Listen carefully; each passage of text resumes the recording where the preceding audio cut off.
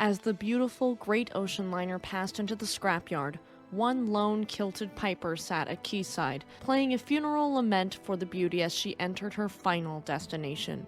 As her engine shut down for the last time, it let out one dark final shudder, and she awaited her fate, to be dismantled and scrapped.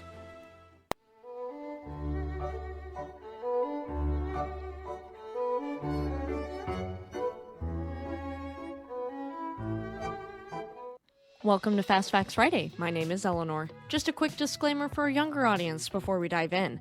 This story may be disturbing to some, so viewer discretion is advised. Okay everyone, let's get into it.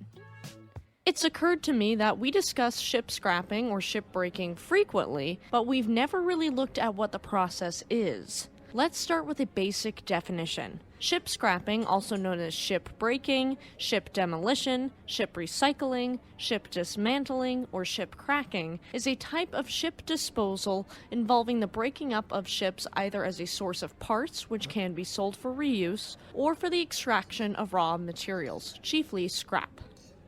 Most modern ships have a lifespan of 25 to 30 years before corrosion, metal fatigue, and a lack of parts render them uneconomical to operate. Ship scrapping allows the materials, namely the steel, to be recycled and made into new products. This lowers the demand for mined iron ore and reduces energy use in the steel-making process, so shipbreaking is an essential form of recycling. Even fixtures and other equipment on the ships can be reused. Ship scrapping is sustainable, but yet there are still concerns about its use by poorer countries without stringent environmental legislation. It is also heavily labor-intensive and considered one of the world's most dangerous industries to work in. If a ship is not destined to be scrapped, it may be sunk like SS United States is to be, sooner rather than later. When she is sunk, I will cover her sinking and the details of her fate, as well as any details on the future of the museum being built in her honor. Ships can also be kept as museum ships, like the Queen Mary has been preserved, though most ships will eventually see the scrapyard. It is a sad fate, but much better than sinking, especially in tragic manners like that of Titanic or Lusitania. As for the history of ship scrapping, it's been around for a long while in some capacity or another. Wooden-hulled ships in olden times were simply set on fire or conveniently sunk, whatever that means. In Tudor times, from 1845 to 1603, ships were dismantled and the timber reused. The Tudor times also saw a huge expansion of shipbuilding in England. This procedure as used in Tudor times was no longer applicable with the advent of metal-hulled boats in the 19th century, and just as shipbuilding changed, so did ship breaking. In 1880, William Denny and Brothers of Dumbarton used forgings made from scrap maritime steel in their shipbuilding. Many other nations began to purchase British ships for scrap by the late 19th century, including Germany, Italy, Japan, and the Netherlands. The Italian industry started in 1892, and the Japanese after the passing of an 1896 law to subsidize native shipbuilding. After suffering damage or disaster, many ocean liner operators did not want the name of a broken ship to tarnish the brand of their passenger services, and so many Victorian ships made their final voyages with the final letter of their name chipped off. This is interesting, and I'm not sure if I would classify it as a superstition or not, but it's an odd tradition. Moving into the 1930s, it became cheaper to beach a boat by running her ashore, as opposed to using a dry dock. The ship would have to weigh as little as possible and would run ashore at full speed.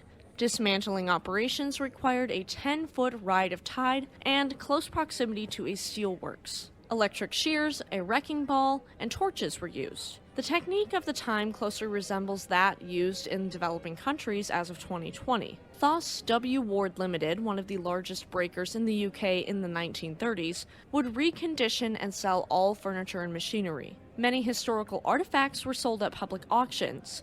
The Cunarder RMS Mauretania, the first one, received high bids for her fittings worldwide, and many exist to this day. We covered that extensively in our episode on her. However, any weapons and military information, even if obsolete, were carefully removed by Navy personnel prior to turning the ship over for scrapping. In 2020, along with every other industry in the world, the COVID-19 pandemic crippled the cruise ship trade, and cruise ships headed to the scrapyard in droves. Ship scrapping is as essential as shipbuilding, and your support is essential for our channel. If you are enjoying this episode and want to hear more about ships, their careers, and the wrecks, check out our main show, Shipwreck Sunday, every Sunday night at 4 p.m. Pacific Standard Time. Okay everyone, let's look at some techniques and dangers of shipbreaking. The ship scrapping process is completely different in first world countries versus third world countries. In both cases, shipbreakers bid for the ship, and the highest bidder wins the contract. The shipbreaker then acquires the vessel from the international broker who deals in outdated ships. The price paid is approximately $400 per ton. The regions with more lax environmental legislation typically can offer higher prices. The ship is taken to the decommissioning location either under its own power or by tugboat. In developing countries, namely the Indian subcontinent, ships are run ashore on gently sloping sand tidal beaches at high tide so that they can be accessed easily for disassembly. In the beaching method, no external source of energy is used to pull the ship, as opposed to the dry dock method of ship recycling, where a ship is floated into the dry dock using a substantial amount of energy. However, getting a large ship onto the beach at high speed required skill and daring even for a specialist captain, and it's not always successful. Next, the anchor is dropped to steady the ship and the engine is shut down for the final time. It takes 50 laborers about 3 months to break down a normal-sized cargo ship of about 40,000 tons. Before this process can start, multiple clearances and permissions are obtained after a thorough inspection. The recycling process begins with the draining of fuel, hydraulic fluid, coolant, lubricating oils, and firefighting liquid, which can either be disposed of or sold. Any reusable fixtures are sold off. Any kind of waste like plastic, garbage, or oily sand is sent to waste treatment facilities. Usable oil is sent to government-authorized refineries where used oil is chemically treated. The next steps entail recovering unused and partially spent materials, disposal of bilge water, recovering and obtaining reusable materials, and safe disposal of biohazardous materials like asbestos and glass wool. Each of these materials are inspected and sent to regulated waste treatment facilities or to buyers for further use and processing. In first world countries, the process is more technical as it adheres to the guidelines for the environmentally sound management of the full and partial dismantling of ships, published by the Basel Convention of 2003. Recycling rates of 98% can be achieved in these facilities. Prior to dismantling, an inventory of dangerous substances is recorded. All hazardous materials and liquids, like bilge water, are removed before disassembly. Holes are bored for ventilation, and all flammable vapors are extracted.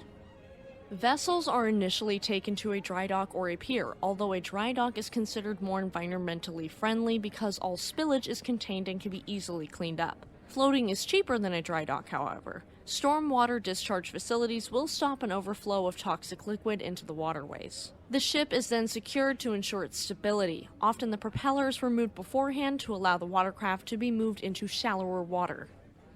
Workers have to strip down the ship to a bare hull, with objects cut free using saws, grinders, abrasive cutting wheels, handheld shears, plasma cutting, and gas torches. Anything of value, like spare parts and electrical equipment, is sold for reuse, although labor costs mean that low-value items are not economical to sell. The Basel Convention demands that all yards separate hazardous and non-hazardous waste and have appropriate storage units, and this must be done before the hull is cut up.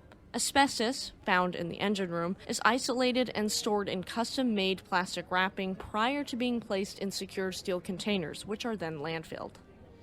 Many hazardous wastes can be recycled into new products. Examples include lead-acid batteries or electronic circuit boards. Another commonly used treatment is cement-based solidification and stabilization. Cement kilns are used because they can treat a range of hazardous waste by improving physical characteristics and decreasing the toxicity and transmission of contaminants. Hazardous waste may also be destroyed using incinerators at a high temperature. Some hazardous wastes may be limited using pyrolysis in a high-temperature electrical arc in inert conditions to avoid combustion. This treatment method may be preferable to high-temperature incineration in some circumstances, such as in the destruction of concentrated organic waste types, including PCBs, pesticides, and other persistent organic pollutants. Dangerous chemicals can also be permanently stored in landfills as long as leaching is prevented. Valuable metals like copper or aluminum in electric cable that are mixed with other materials may be recovered by the usage of shredders and separators in the same fashion as e-waste recycling. The shredders cut the electronics into metallic and non-metallic pieces. Metals are extracted using magnetic separators, air flotation separator columns, shaker tables, or eddy currents. Plastic almost always contains regulated hazardous waste and cannot be melted down. Large objects such as engine parts are extracted and sold as they become accessible. The hull is cut into 300-ton sections starting with the upper deck and working slowly downwards. While gas torches are most commonly used, detonation charges can quickly remove large sections of the hull. These sections are transported to an electric arc furnace to be melted down into new ferrous products, though toxic paint must be stripped prior to heating.